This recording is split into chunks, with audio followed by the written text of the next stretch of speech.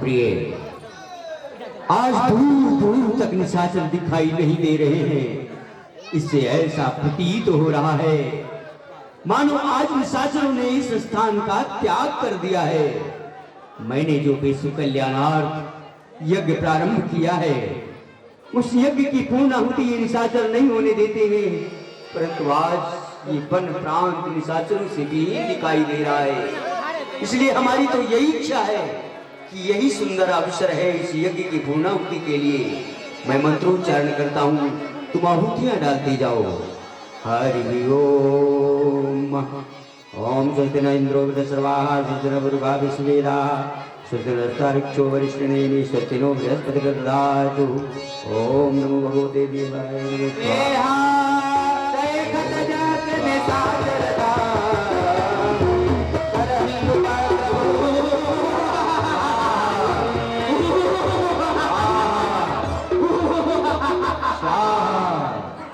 भाई साहब, हाँ भाई साहब, वो विश्वामित्र फिर से यज्ञ प्रारंभ कर दिया। हाँ चलो चलकर देखते हैं और उसके यज्ञ को विध्वंस करते हैं। इसे बार बार समझाते हैं परंतु ये मानता नहीं है। चलिए भाई साहब, चलिए भाई साहब, इसकी यज्ञ में मांस मदिरा की बरसात करोगे, जिससे कि इसकी यज्ञ पूरी नहीं होगी। अरे विश्वामित्र, तुम्हें बार बार समझाता हूँ कि यज्ञ नहीं करो, लेकिन तुम मानते नहीं हो। अब की बार छोड़ दे रहा हूँ। यदि दोबारा तुमने यज्ञ प्रारंभ किया तो मार डालूंगा।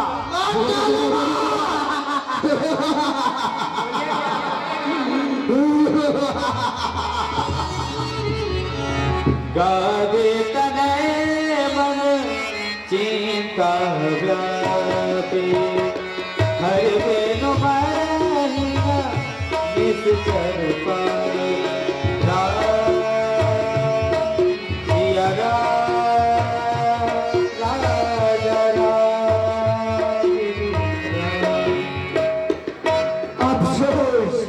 अफसोस, जब जब मैंने विचार किया कि इस समय निशाचर दूर दूर तक नहीं दिखाई दे रहे हैं, इस यज्ञ को पूर्ण करने का यही शुभ अवसर है, तब ये दुष्ट निशाचर जाने कहां से प्रकट हो जाते हैं, हमारे यज्ञ कुंड में मांस रुधिर की वर्षा करके इस यज्ञ भूमि को अपवित्र कर देते हैं। कैसे होगा विनाश? इन दुष्टों का नाश कैसे होगा? बिना उस आदि नारायण के इन दुष्टों का विनाश करने वाला कौन है? यद्यपि करके मेरी तप बल में इतनी क्षमता है कि मैं इन दुष्टों का विनाश कर सकता हूं, परंतु संतों का कर्तव्य किसी का नाश नहीं, उसका उद्धार कराना है। इसलिए मैं चाहता हूं कि धर्म की स्थापना तो हो ही, साथ साथ इन सभी निशाचरों का भी कल्याण होना चाहिए। और ये तभी संभव है जब नारायण स्वयं अपने हाथों से इन सबका उद्धार करें। परमात्मा ने अपने अभय वाणी से सबको निर्भय किया था।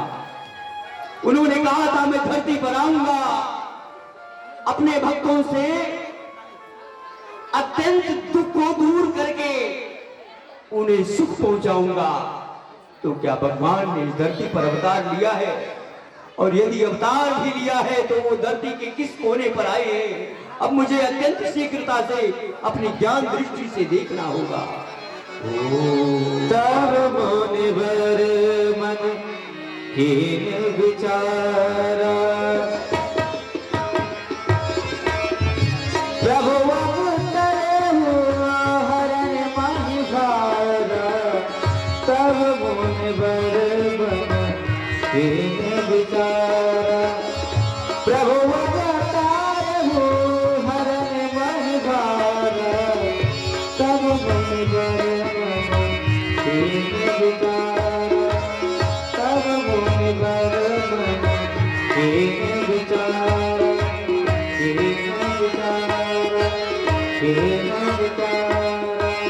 जय हो, जय हो, हे आदि नारायण परमात्मा, आपकी जय हो, जय हो, जय हो।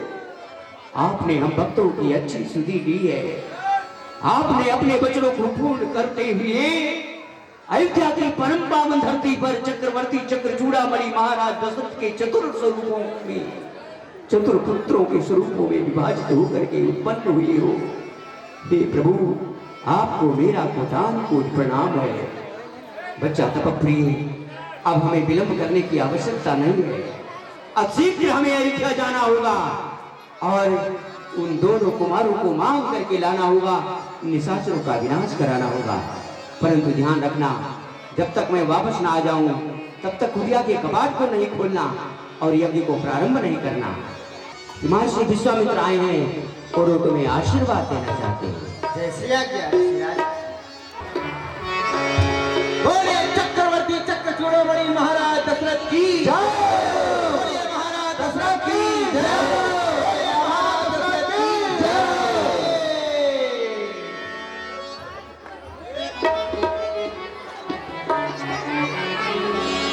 कहिए मंत्री जी, हमारे अयोध्या में चारों तरफ शांति है ना?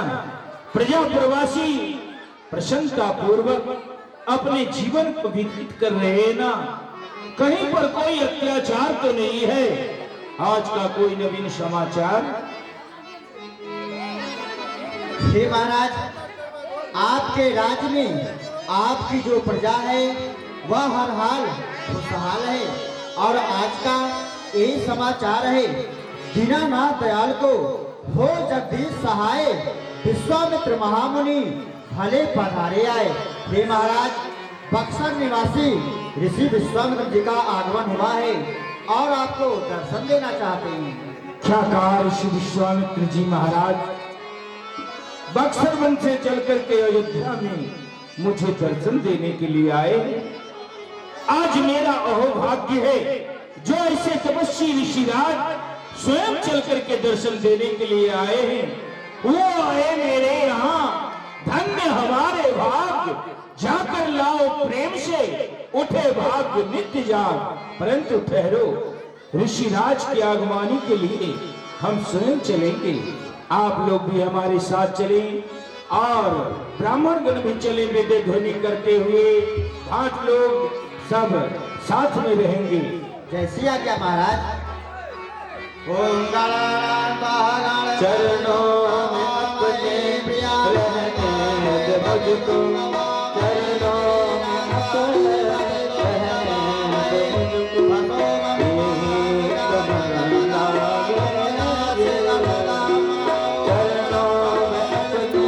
रहने दे मुझको, ये तमन्ना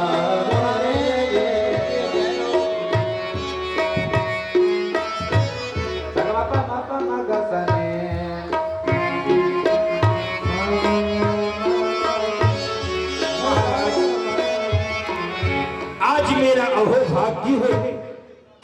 आपके श्री चरणों का दर्शन किया, आज मैं धन्य धन्य हो गया।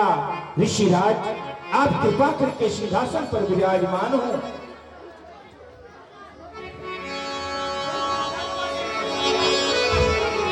शरण पखार कीन अति पूजा, मौसम आज धन नहीं दूजा। विविध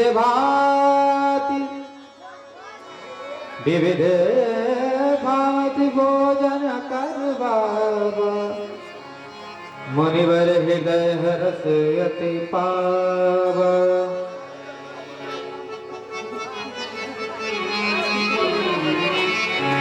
पुनि चरणन में ले सूत चारे, पुनि चरणन में ले सूत चारे।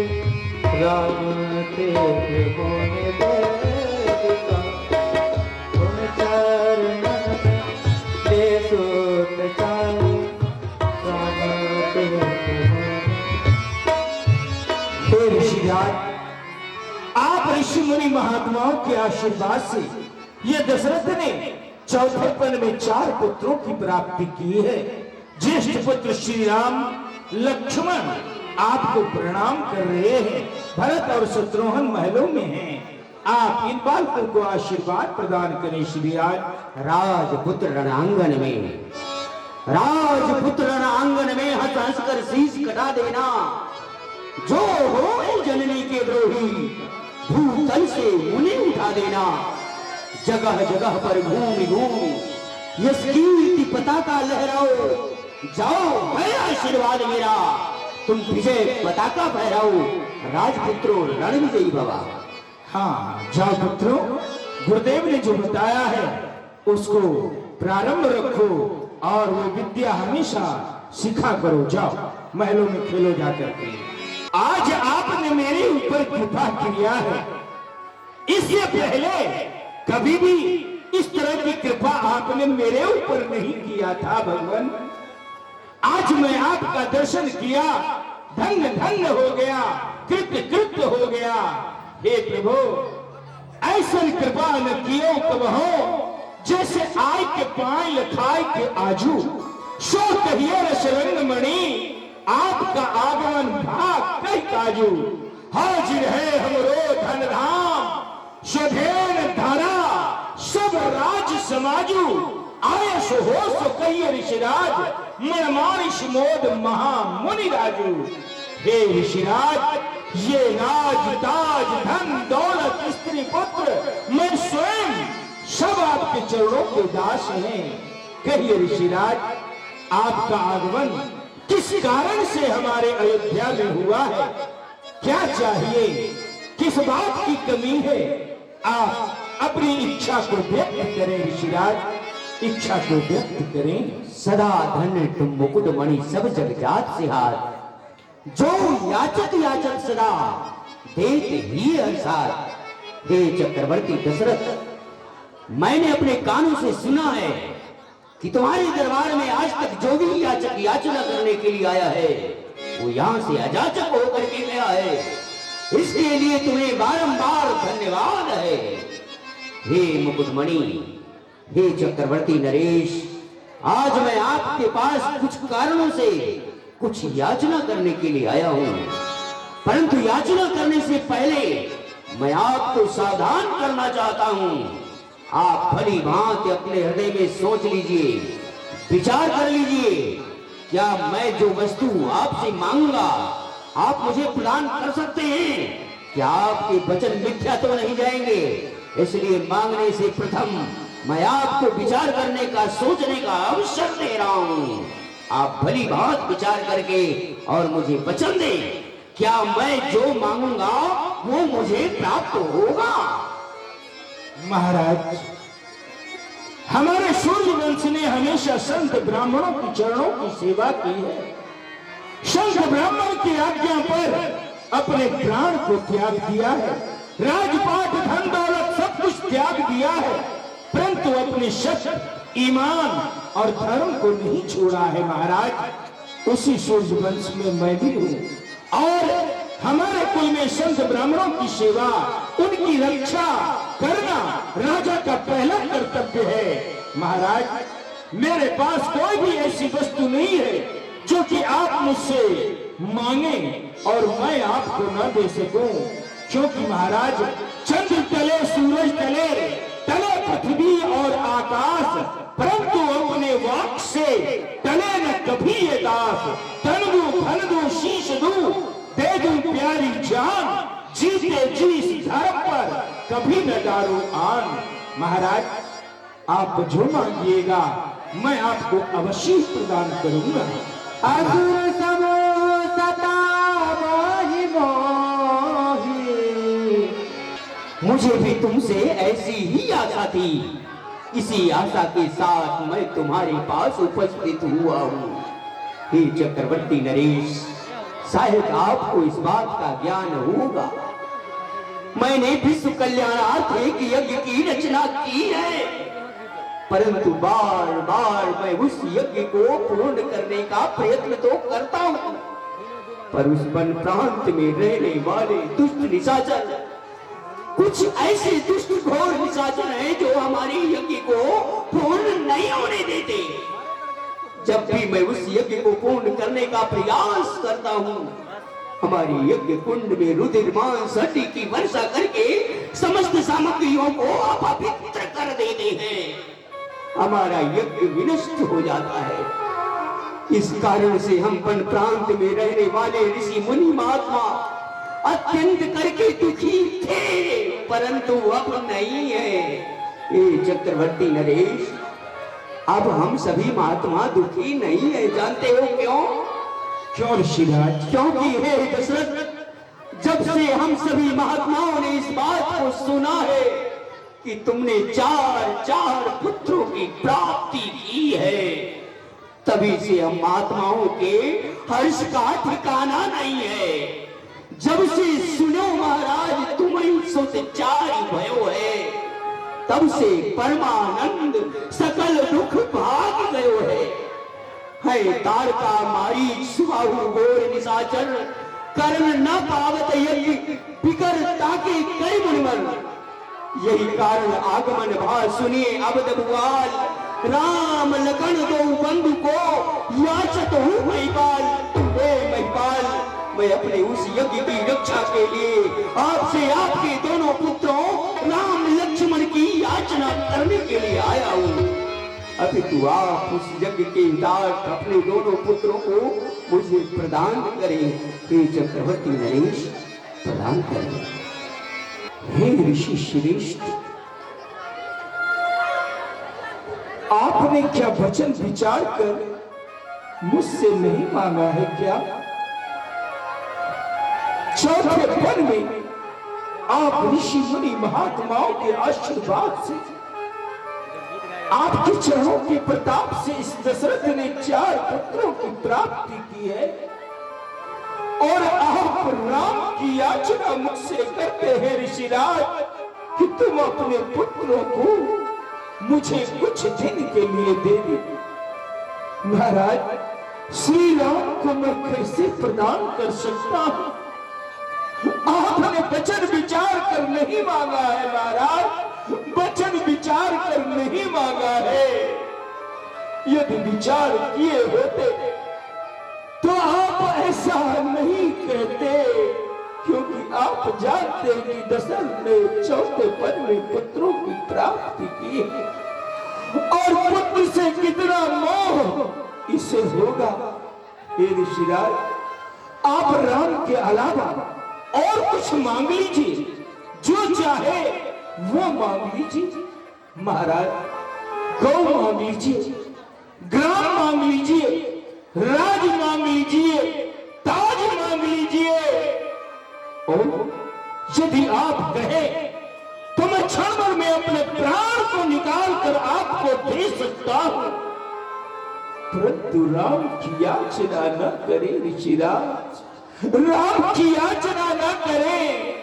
हे ऋषिराज, अपना शरीर और प्राण सबको प्रिय लगता है, परंतु यदि प्राण भी मांगे आप तो मैं सहर्ष में दे सकता, किंतु राम को तो देते ही नहीं बनता है भगवान, राम को देते नहीं बनता है। देते नहीं बनता है, देते नहीं बनता है। हे चक्रवर्ती नरेश, आप कोई साधारण नरेश नहीं है। आपने समस्त ज्ञान विज्ञान नीतियों का शोधन भी किया है और आपने मुझे जो कुछ भी मांगू मांगने पर देने का वचन भी दिया है। हे चक्रवर्ती नरेश, आपने जिन 4 पुत्रों की प्राप्ति की है, उन पुत्रों की प्राप्ति भी यज्ञ के ही माध्यम से हुई है। हे चक्रवर्ती दशरथ, मैं तुम्हारे पुत्रों को किसी निजी स्वार्थ के लिए नहीं ले जाना चाहता। मैं तो यज्ञ की रक्षा के लिए ले जाना चाहता हूँ, और उस यज्ञ की रक्षा के लिए ना तो मुझे तुम्हारी आवश्यकता है और ना ही तुम्हारे लाव लश्कर धन दौलत की आवश्यकता है। अभी तो हे चक्रवर्ती दशरथ, मुझे तो केवल राम लक्ष्मण की ही आवश्यकता है, क्योंकि मैं यज्ञ जिस समय करता हूँ तुम निश्चर मुझको देते हैं। पूजा सामग्री यज्ञ के बाद सब नष्ट भ्रष्ट कर देते हैं। निश्चर के अत्याचारों से दुख पा करके घबराया हूँ मैं। रक्षा सहायता 2 चीजें बस तुमसे लेने आया हूँ मैं। तुम अपने राम लक्ष्मण को दे दो मुझको कुछ दिन के लिए। इसमें तुमको सुंदर यश है और कल्याण कीर्ति है उनके लिए। एक बार सभी लोग जोरदार जय घोष करेंगे। बोलिए भगवान श्री रामचंद्र की, बोलिए लखनलाल की। बहुत बहुत धन्यवाद आप सभी लोगों ने जो भगवान का नाम लिया। भगवान का नाम कितना बड़ा महत्वपूर्ण है। एक बार भगवान का नाम मुख से धोखे से भी निकल जाए तो उसका कितना बड़ा फल होता है, इसको ब्रह्मा जी भी नहीं बता पाए। तुलसीदास जी लिखते हैं, तुलसीदास जी ने क्या बताया कि तुलसी जाके मुखन से धोख्यों निकसत राम, ताके पग की पग तरी मेरे तन को चाम। तुलसीदास जी कहते हैं कि धोखे से भी अगर किसी के मुख से राम नाम निकल जाता है तो वो इतना बड़ा भाग्यशाली है कि उसके पांव की जूती मेरे शरीर के चमड़े से बनवा दिया जाए फिर भी कम पड़ेगा। इतना बड़ा वो भाग्यशाली है, इतना बड़ा वो पुण्यवान है जिसके मुख से राम नाम निकल जाता है। भाव कुभाव अनखालसहु नाम जपत मंगल दिश दसहु। इस कलयुग में नाम ही एक आधार है। कलयुग जोग यज्ञ नहीं जाना, एक आधार नाम भगवान है। इस कलयुग में जोग यज्ञ का विशेष प्रभाव नहीं होता है। क्यों? इसलिए क्योंकि उसको हम हर प्रकार से पूर्ण नहीं कर पाते, हर प्रकार से हमारा मन स्थिर नहीं रहता। इसलिए कलयुग में नाम ही परम आधार है। आप सभी भाग्यशाली हो जो भगवान की लीला का दर्शन कर रहे हो, भगवान का नाम उच्चारण कर रहे हो। आप सबों को, जितने लोग यहाँ बैठे हैं सभी भक्त हैं और सबको मेरा प्रणाम है।